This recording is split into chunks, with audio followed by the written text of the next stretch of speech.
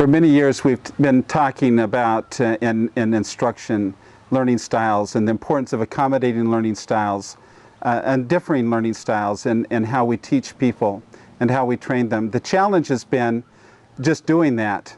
You know, how do you accommodate someone who is an oral learner in all the ways that we need to accommodate them? There are some real challenges in learning styles, and there are so many ways of looking at learning styles.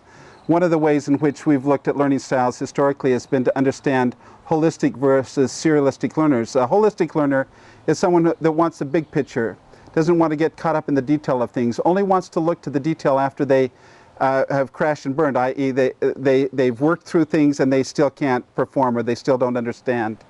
That's a holistic learner. A serialistic learner is somebody that wants detail, hand-holding, guiding them through the process.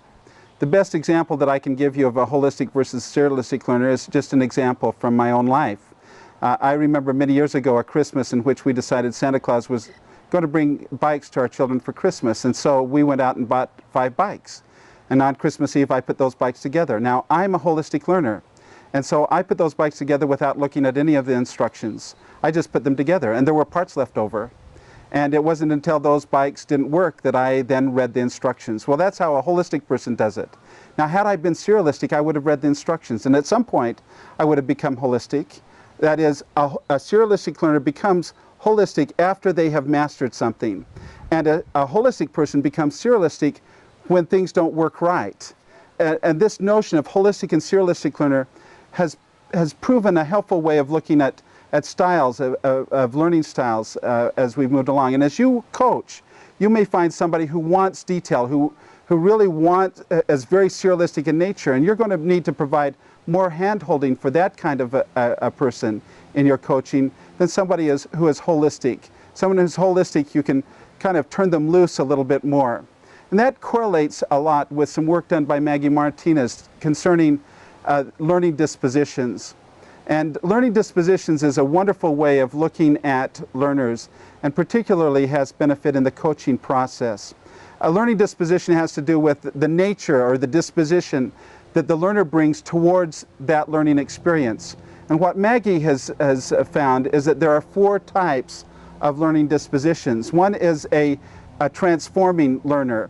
That is a learner who will learn no matter what happens. You can actually just turn them loose and they're going to figure it out. They don't want a lot of structure. There's a correlation, a strong correlation between a transforming learner and someone who is holistic in nature. And then you have the performing learner. This is somebody that is still very self-directed, but they want more structure in their learning.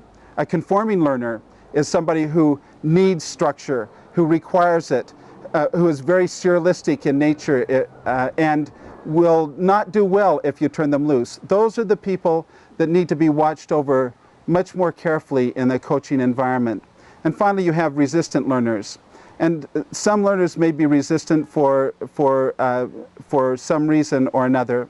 It's not your duty to turn a resistant learner into someone who wants to learn.